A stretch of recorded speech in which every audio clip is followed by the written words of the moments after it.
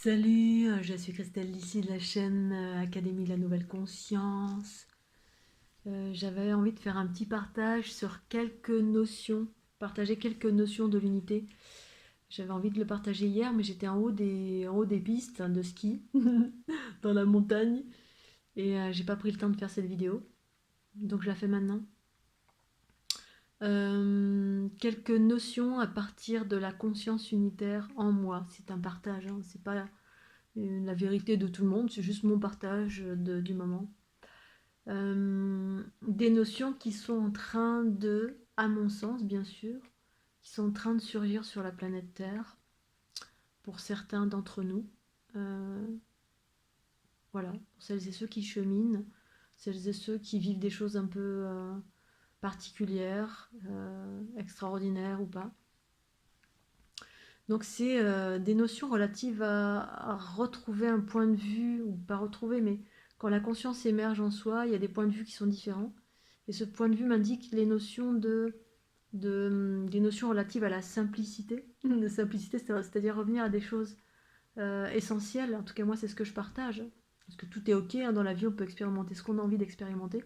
Mais l'unité à partir de laquelle moi j'expérimente, ben, ça parle d'harmonie en fait. D'harmonie, de joie, d'amour, de plaisir aussi, mais dans un équilibre. C'est-à-dire le plaisir, mais pas à n'importe quel prix, voilà, pas le plaisir qui comble un vide, mais un plaisir qui répond à pleinement vivre. C'est la différence en fait, hein. Quand on vit à partir de l'ego et qu'on a l'ego, c'est les blessures, hein, entre autres, hein, les croyances limitantes, les blessures, une conscience limitée, et plein de choses qui nous entravent, et en fait, à partir de cet ego, ben, en fait, on va chercher du plaisir pour répondre à une blessure. Voilà. On va acquérir des choses ou vivre des choses parce que derrière, il y a une blessure. C'est une blessure qui impulse une action, comme acheter à répétition des choses pour combler un vide, en fait, hein. C'est parce qu'en soi, on a un manque d'amour de soi, ou on a un manque de confiance en soi, et du coup, on va le combler par l'acquisition d'une multitude de matières qu'on veut posséder, des habits, ceci, cela, un château, une Ferrari, voilà, pour se sentir plus beau, pour se sentir plus fort, bref, pour tenter de pallier à une blessure, voilà, au lieu de soigner la blessure. Alors que lorsqu'on soigne et on guérit la blessure, eh bien du coup, on vit et on impulse la vie, nos envies prennent naissance à partir de la conscience universelle qui est juste associée au corps et qui est là pour vivre dans la joie, la bonne humeur, des choses extraordinaires, même si au demeurant on regarde tout à chacun, ça ne semble pas extraordinaire. C'est vrai que moi, à partir de là où je suis, et depuis que je suis née, je suis tout le temps dans l'émerveillement des choses simples. Enfin, simples que je trouve pas si simples, finalement, qui sont extraordinaires, comme voir un beau paysage, voir la neige tomber, voir la neige sur les montagnes, voir une fleur, une fourmi, n'importe quoi. Enfin, tout ce qui est dans la nature, déjà, ça m'émerveille. Voilà, des choses simples, une rose qui est là, au bord de la route. Bref. Et pour aller dans le message que je voulais partager, c'était euh, finalement revenir à l'essentiel, parce qu'on est toujours en quête de beaucoup, beaucoup de choses qui sont très souvent en lien avec la matière. La matière, c'est bien, mais euh, pas pour répondre, enfin pas.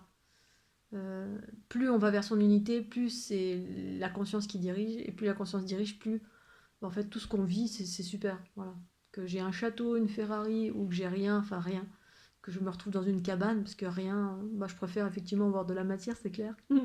Mais si j'ai pas, je peux faire avec et être en joie d'avoir ce minima, une cabane, un camion, mais toujours à partir de ma conscience.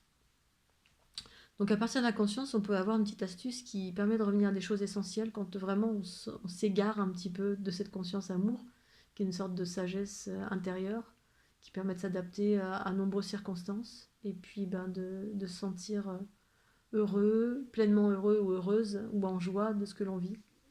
Bien évidemment, c'est pas dans le contexte où j'ai le scorbut ou une maladie ou quoi. Je parle pas de ça du tout, hein. C'est dans le quotidien où tout va bien. Voilà, je suis en haut d'une montagne en train de m'extasier, pendant que certains peut-être vont rien voir et puis s'ennuyer profondément et être en quête de, je sais pas, d'aller faire autre chose qui va l'étourdir, et juste répondre à l'étourdissement ou les envies de l'ego. Et en même temps, l'ego, c'est le petit enfant en soi qui a des désirs, mais qui souvent n'est pas toujours satisfait. C'est-à-dire, on fait un truc et puis finalement, on fait toujours plus, et finalement, on n'est jamais satisfait. Et donc la conscience, par moment, elle me dit, voilà, qu'est-ce qui est essentiel finalement, si on devait revenir à l'essentiel dans notre vie, hein, parce qu'on est souvent dans un contexte effréné de métro, boulot, dodo, l'accès à la matérialité, à gagner de l'argent, de l'argent pour... Donc, vraiment, quand on a la tête dans le guidon, là, qu'on est tout le temps en train de chercher des solutions pour plein de choses, se dire, bon, revenons à l'essentiel, les choses simples. La chose simple, à partir de la conscience, en tout cas la mienne, c'est... la première des choses, c'est je suis en vie. Ça, c'est une première des considérations d'amour de la conscience qui fait me faire prendre conscience que ouah, j'ai de la chance, je suis en vie. Voilà. Ensuite, la deuxième chance, c'est je suis en vie et en bonne santé. Parce qu'on peut être en vie et puis avoir le scorbut, avoir des malformations, bref, et du coup, ça complique la vie, c'est sûr, c'est une évidence. Hein, et pourtant, certains arrivent à transcender cela, mais ben, vraiment, c'est des gens très courageux. Mais imaginons d'être dans un contexte où je suis en vie et je suis en bonne santé. Et déjà, à partir de là, waouh, quelle chance! C'est la conscience en soi, cette conscience amour qui m'observe en me disant putain, je suis en vie et je suis en bonne santé. Waouh, la chance! Et là, déjà, hop, de la joie et du bonheur. De se dire, oh, j'ai de la chance, je suis en vie, oh là là, et je suis en bonne santé. Ok, super. C'est-à-dire que j'ai rien de grave, hein, voilà, je peux avoir des bobos comme tout à chacun, hein, parce que on peut toujours tout relativiser. N'avoir rien et avoir des petits bobos et avoir un truc grave, voilà, relativiser en soi à chaque fois. Relativiser, ça veut dire observer les choses à partir de la conscience qui prend toujours du recul sur chaque chose et qui voit l'aspect positif de chaque chose, dans toutes les situations. Alors, admettons qu'il n'y ait pas de situation dramatique, on veut revenir à l'essentiel dans sa vie parce qu'on a la tête dans le guidon, tout va mal. Ok, on revient à ça. Donc déjà, on peut checker cette petite case à se dire, ben, ah ouais, en fait, je suis en vie. Ok, je suis en vie, je suis en bonne santé. Ah bah ouais, j'ai de la chance. Première des choses. Deuxième chose, quand on est en vie et quand on est en bonne santé, qu'est-ce qu'on a envie de faire? On a envie de profiter de la vie. C'est-à-dire qu'on est vivant et en bonne santé dans un corps qui fonctionne bien. Pour faire quoi? Ben pour profiter de la vie, c'est-à-dire avoir du plaisir et du bonheur. Du bonheur. Et de quoi on a besoin pour avoir du plaisir et du bonheur? Eh bien, d'un point de vue de la conscience, ben, j'ai pas besoin de grand-chose. Le premier bonheur que je peux avoir, c'est justement m'extasier sur le fait que je suis en vie. Et puis, ben, je peux m'extasier sur ce que j'observe autour de moi. De beau, que la conscience voit comme étant beau, bien sûr. Le ciel bleu, le soleil, les oiseaux qui chantent, les fleurs, les prés, les arbres. Bref, il y a plein de choses qui font que, ouah, déjà, je peux trouver la vie extraordinaire. Parce que j'ai, oh, la chance. La chance, la chance. Et si vous n'avez pas la chance d'observer ça, en général, tout à chacun, on peut observer ça. Même si on est dans une grande ville, il y a toujours un petit bout d'espace vert, il y a toujours un ciel bleu, il y a toujours un soleil qui brille. Et ça, c'est une raison d'aimer la vie, déjà. Parce que moi, je m'extasie de ça. Voilà, à partir de ma conscience universelle. C'est des bonheurs simples, c'est des choses simples. Simple, la simplicité, pour moi, c'est ça. L'humilité, c'est ça, c'est même pas une l'humilité, parce que l'humilité, non, mais la simplicité. De me dire, ben voilà, je peux m'extasier de ça. Et ensuite, ben, si on veut aller plus loin encore, parce qu'on a le droit d'avoir d'autres plaisirs que d'observer autour de nous la beauté de la nature, on peut se dire, ben, de quoi d'autre j'ai besoin, ben, pour profiter pleinement de la vie. Et bien la troisième, pour moi en tout cas, ça n'implique que moi, la troisième petite case à cocher, pour moi, en tout cas de ce que j'ai vécu dans ma vie, c'était la notion du temps. Le temps qui est précieux, après lequel tout le monde court parce qu'on a la tête dans le guidon. D'avoir du temps, c'est, pour moi, c'est un des cadeaux les plus merveilleux qu'on peut se faire à soi-même quand on commence à prendre conscience prendre conscience et être heureux du fait que je suis en vie, je suis en vie, je suis en bonne santé, ok. La deuxième chose c'était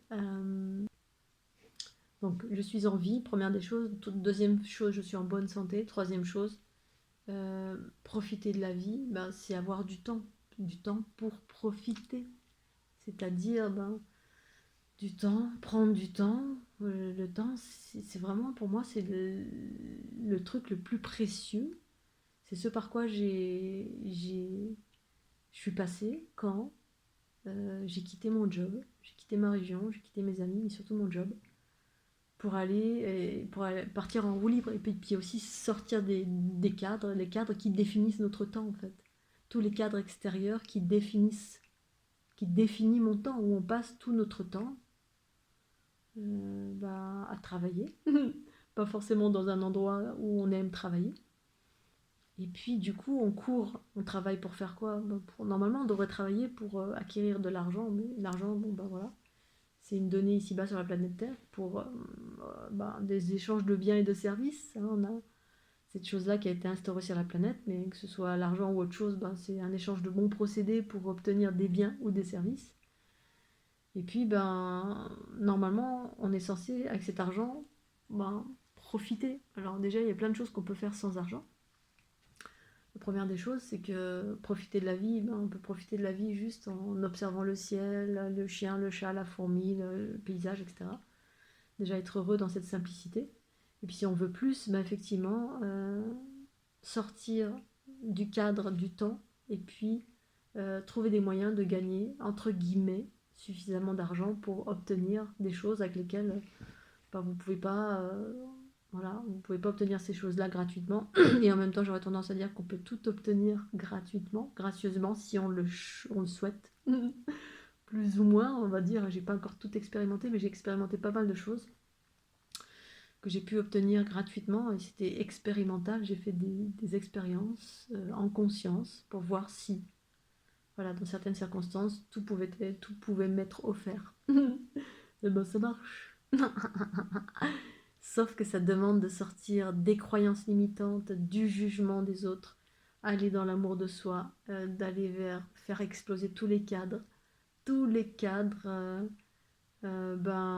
la vie conventionnelle de tout à chacun. C'est-à-dire ici-bas sur la planète Terre, le cadre le plus restrictif, c'est métro, boulot, dodo. C'est-à-dire on travaille, on nous dit voilà, choisis un métier, ok. Ensuite tu vas travailler pour un employeur, ok. Alors, si tu le fais avec amour, c'est super, mais si tu le fais parce qu'on t'a dit de le faire, ou parce que pour être reconnu par la société, ou pour avoir 2000 euros par mois, ou 5000 euros, 10 000 euros, tout est ok pour moi. Dès lors, on met de l'amour, on ressent de l'amour, on vibre pour ce qu'on fait à chaque chose. Dans chaque chose, mettre de l'amour. Dès lors, c'est plus le cas. Force est de constater, moi, dans mon quotidien, que j'observe 90% des gens qui sont pas dans l'amour du tout, sont dans la quête de la matérialité parce qu'ils sont dans un schéma qui était... on est comme endoctriné en fait, métro, boulot, dodo, travail. Et du coup, on a très peu de temps parce qu'on est limité. Soit on a la tête dans le guidon parce qu'on travaille comme un fou, que ce soit pour une entreprise ou que ce soit pour soi-même. Voilà, on quête de l'argent, argent, argent. Alors l'argent c'est super. Mais après, quand on travaille beaucoup, beaucoup, beaucoup, beaucoup, on n'a plus de temps pour profiter de cet argent. On a beaucoup d'argent en abondance, alors on rentre dans un système de créer, créer, travailler, travailler, travailler, parce que plus on gagne d'argent, plus on paye d'impôts, plus on paye d'impôts, plus il faut les payer chaque année. Plus si on est dans l'entrepreneuriat, on rentre dans un système qui va pas dans le sens de la liberté, qui va plutôt dans le sens de l'enfermement. Du coup, on n'a pas beaucoup de temps, alors on court après le temps. Vite, vite, vite, on va à l'autre bout de la planète, si tant est qu'on veuille voyager en l'espace de une semaine. C'est ce que je faisais quand je travaillais. Dès que j'avais une petite semaine, je courais après le temps. Moi, j'ai toujours essayé de trouver cet équilibre entre avoir plein de temps. Donc j'ai commencé dans des jobs où j'avais beaucoup, beaucoup de temps, mais j'avais pas d'argent. Je me disais, si j'ai plein de temps, parce que je cherchais le temps d'être libre de faire ce que je voulais, d'avoir plein de congés. j'avais pas un rond. Et parce que j'étais encore dans les cadres restrictifs de oh là là, si j'ai pas d'argent, je peux rien faire. En fait, la deuxième phase de ma vie, je suis sortie des cadres et j'ai vu qu'avec rien, je pouvais avoir tout. C'est l'histoire du tout et du rien en fait, hein, l'équilibre entre les deux. Et de faire en sorte d'avoir beaucoup beaucoup de temps, d'avoir suffisamment d'argent, baisser son niveau de vie potentiellement. Parce qu'au final, je me suis rendu compte que c'était le temps qui était le plus important. D'avoir du temps, parce que voilà. Et d'avoir, et en même temps, de l'argent, avoir les deux, pour subvenir à mes besoins. Et puis de quantifier nos besoins. Et de voir au fur et à mesure dans la vie de quoi on a vraiment besoin. Et tout ce qui est forcément qui est futile. Futile, c'est-à-dire que y a des choses dont on n'a pas forcément besoin pour être pleinement heureux. Voilà. Ou alors se dire, bon, j'aurai du temps quand je serai à la retraite. Mais à la retraite, on arrive, on a plein de problèmes de santé, de bobo, on casse sa pipe. Alors que toute sa vie, si on peut, normalement, on est là pour incarner la joie, la bonne humeur, du plaisir et avoir du temps. Et en même temps, avoir suffisamment d'argent pour subvenir à nos besoins, pour être autonome, mais autonome d'une certaine façon. Bref, de trouver les trucs et astuces pour, voilà, les trucs et astuces, voilà, comme le font maintenant beaucoup de personnes depuis le Covid. Beaucoup de personnes ont révisé leurs priorités, l'ordre de leurs priorités. Et au final, après avoir passé cette période de Covid qui a fait peur à beaucoup de personnes, justement, ça a été bénéfique pour pour certains, pas tous, et de relativiser, de se dire qu'au final, ce qui est important, c'est le temps. Le temps à avoir du plaisir, du bonheur, de l'amour. Passer du temps avec les gens qu'on aime, passer du temps à profiter, se poser sur une plage, partir en vacances. Voilà. Parce que le temps passe vite. Nous sommes incarnés dans un corps qui est périssable. Et qu'en fait, la matière, on peut acquérir beaucoup de matière, mais la matière, on part pas avec. Quand on quitte ce corps terrestre, on part avec nos souvenirs, l'amour qu'on a vécu à travers les rencontres et à travers le bonheur du quotidien, seul ou accompagné. Moi, je prends beaucoup de plaisir quand je suis seule. Je suis quelqu'un d'assez solitaire. Et le bonheur de pouvoir, dès que je le décide, dès que j'ai envie d'aller à la montagne, escalade, le bateau, faire tout ce que j'ai envie. Et l'extase, faire des rencontres comme ça sur le chemin, 2 minutes, papoter avec des petits enfants qui font du ski. Et pendant que les gens sont la tête dans le guidon, n'ont pas le temps, ou prennent les congés payés. On est en congé payé, la vite, vite, vite, vite, vite. On pense aux enfants, on pense au mari, on pense à maman, mais on pense pas à soi. On a la tête dans le guidon, ou alors on n'a pas du tout de sous, et puis on cherche un moyen d'avoir de l'argent. Parce qu'on est dans un contexte de niveau de vie qui correspond à ce par quoi on a été inculqué. Quelque chose qui est un peu restrictif, des choses qui sont très restrictives. Donc voilà, je ne vais pas aller plus loin dans ces considérations. Être en vie, être en bonne santé et avoir du temps. Faire en sorte d'avoir du temps pour soi, le maximum, qui résume à parler de liberté. Se créer son propre cadre de liberté. Et par là, déployer vraiment beaucoup, beaucoup d'amour, beaucoup, beaucoup de plaisir par le temps qu'on passe à faire ce qu'on a envie de faire. C'est-à-dire profiter de la vie, en gros. Voilà, profiter du soleil plutôt que d'être enfermé dans un bureau alors pendant que le soleil brille, les oiseaux chantent, que les poissons nagent. Et que vous êtes là dans un petit bocal à faire oh, je voudrais bien sortir pour profiter du beau temps. Voilà, avant de casser sa pipe. Parce que ça peut arriver à chaque instant. Que vous ayez 10, 15, 20, 30, 40 ans, 80 ans. Et ça peut arriver à chaque instant. Allez, je vous embrasse bien fort. Profitez de la life. Et pensez bien à tout ça. Et ensuite, faites en sorte de changer votre vie pour aller vers vos aspirations les plus extraordinaires, les plus merveilleuses, les plus libres, les plus abondantes, les plus vibrantes. Vibrez dans tout ce que vous faites. Quand on ne vibre plus, on est mort. Voilà, et je le vois tous les jours autour de moi, des gens qui sont en colère, qui sont souffrants, qui sont... Voilà, pour l'argent, on va faire de l'argent, mais en fait on va à reculons travailler. Et la vie pour moi c'est pas ça. Bonne soirée.